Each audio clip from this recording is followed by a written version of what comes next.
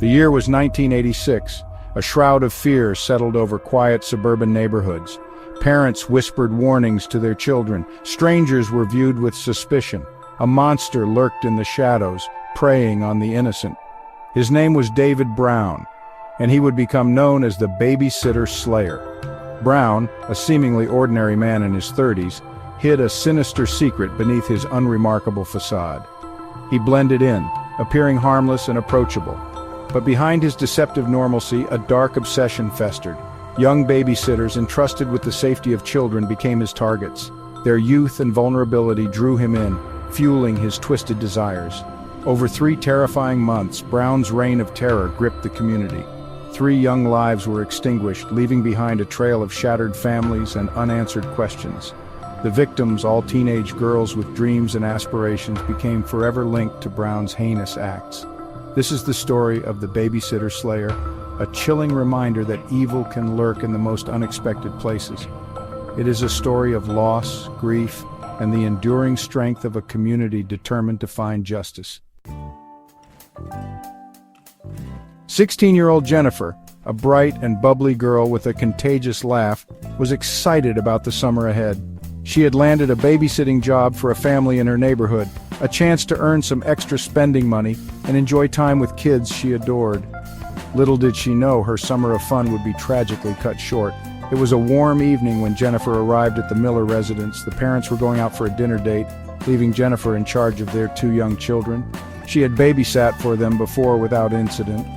The children were already asleep, leaving Jennifer with a quiet evening to herself. As the hours passed, Jennifer settled into a routine, reading a book while keeping an ear out for the children. She had no reason to be afraid. The neighborhood was safe, and the Millers were a trusted family. But unknown to Jennifer, danger lurked just outside the front door. David Brown, his eyes filled with a chilling intent, had been watching the house. He had chosen Jennifer as his target, drawn to her youthful innocence. He had seen her around the neighborhood, her friendly demeanor making her an easy mark. Tonight he would put his sinister plan into action. News of Jennifer's disappearance spread like wildfire through the community. The once peaceful neighborhood was now shrouded in fear and uncertainty. Parents clutched their children closer, their hearts heavy with worry. How could this happen in their safe haven? The police launched a full-scale investigation, but leads were scarce. Jennifer seemed to have vanished without a trace. Days turned into agonizing weeks, with each passing moment dimming the hope of finding her alive. The community held vigils, praying for her safe return, but deep down, a chilling realization began to set in. Whispers of a stranger in town, a man who had been seen lurking around the park where Jennifer was last seen alive, began to circulate. Fear and suspicion gripped the community. Parents warned their children about talking to strangers, their voices laced with a mixture of fear and determination. The once familiar streets now seemed ominous, every shadow holding the potential for danger. The idyllic image of their safe suburban life had been shattered, replaced by a haunting sense of vulnerability. The community, once a tapestry of connected lives, now seemed fragmented, each family retreating into their homes, united by fear and a shared sense of loss. 2 months after Jennifer's disappearance, the community was dealt another devastating blow. 18-year-old Sarah, a talented artist with a gentle soul, became the second victim of the Babysitter Slayer. Sarah was babysitting for the Thompson family, a young couple who lived on the outskirts of town. It was a Friday night, and the Thompsons were attending a concert in the city. Sarah, eager to earn money for art supplies, had readily agreed to watch their 2 toddlers. As the evening wore on, Sarah entertained the children with stories and drawings, her laughter echoing through the house. She had a natural way with kids, her warmth and creativity bringing them comfort and joy.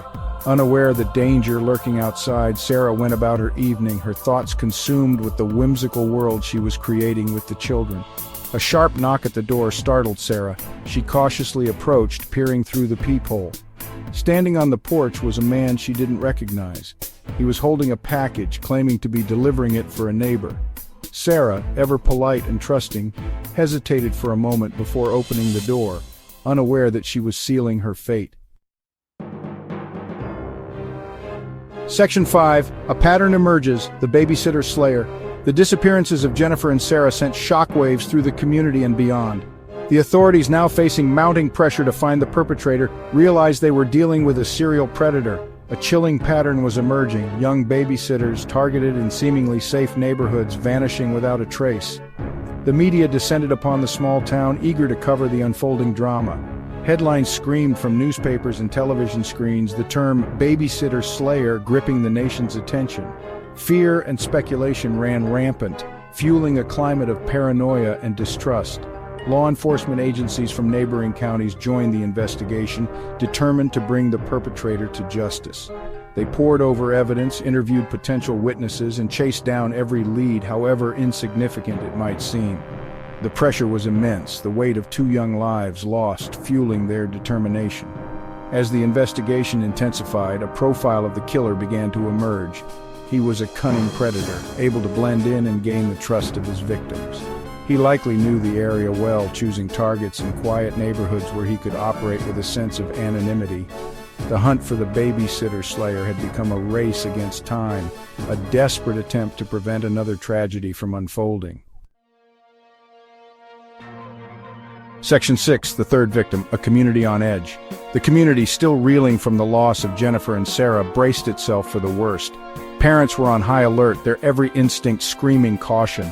Babysitters were urged to be extra vigilant, their young lives now burdened with the heavy mantle of fear.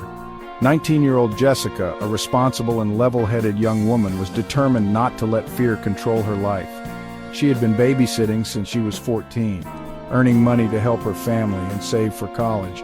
She refused to let the recent tragedies deter her, believing that she could stay safe by following the safety precautions she had always practiced. One rainy Saturday evening, Jessica was babysitting for the Carter family, a friendly couple who lived in a quiet cul-de-sac.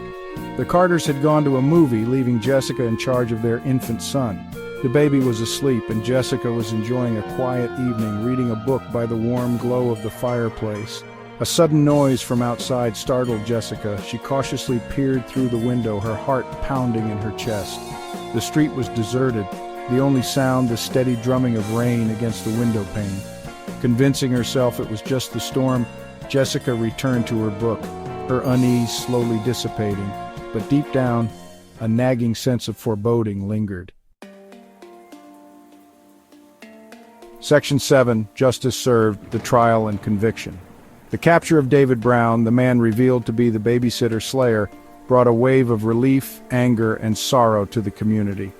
The trial was a media spectacle, the courtroom packed with grieving families and anxious onlookers. The prosecution presented a compelling case, weaving together a tapestry of circumstantial evidence, DNA analysis, and eyewitness accounts that pointed directly to Brown's guilt. The defense, struggling against the weight of evidence and the palpable anger in the courtroom, attempted to cast doubt on the prosecution's case, but their efforts proved futile. One by one, family members of the victims took the stand, their tearful testimonies painting a heart-wrenching portrait of loss and grief. They spoke of the victims' kindness, their dreams, and the gaping hole left in their lives by their senseless murders. The courtroom sat in stunned silence, the weight of their words hanging heavy in the air. After weeks of testimony and deliberation, the jury reached a verdict, guilty on all counts. David Brown, the Babysitter Slayer, was sentenced to life in prison without the possibility of parole. Justice, though bittersweet, had been served. Section 8, The Aftermath, Scars of Fear. The shadow of David Brown's crimes continued to linger long after the gavel fell, a chilling reminder of the vulnerability of innocence and the randomness of evil. The community, forever marked by the tragedy, struggled to heal, to make sense of the senseless. The families of the victims, bound by shared grief and loss, found solace in their support for one another. They established scholarships and foundations in their daughters' names, ensuring that their legacies of kindness and compassion would live on. They became advocates for victims' rights, their voices rising above the pain to demand justice and accountability. The community, once defined by its idyllic charm, now bore the invisible scars of fear. Parents remained wary, their protective instincts heightened. The once common sight of teenagers babysitting on weekend nights became a rarity, replaced by a reliance on family members or professional childcare services.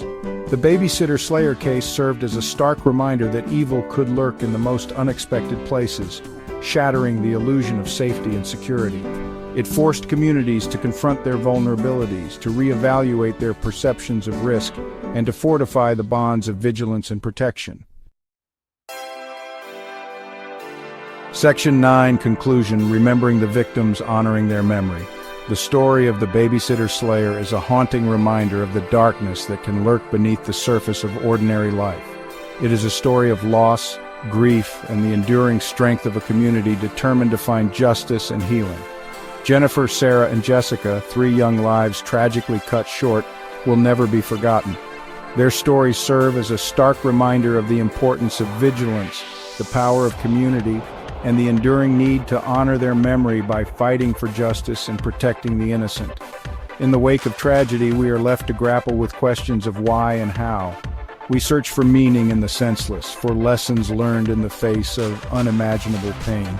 And while we may never fully understand the motives behind such horrific acts, we can honor the victims by remembering their names, sharing their stories, and working to create a safer world for future generations. The Babysitter Slayer case may forever be etched in the annals of true crime, but it is the resilience of the human spirit, the unwavering pursuit of justice, and the enduring power of love that will ultimately define its legacy.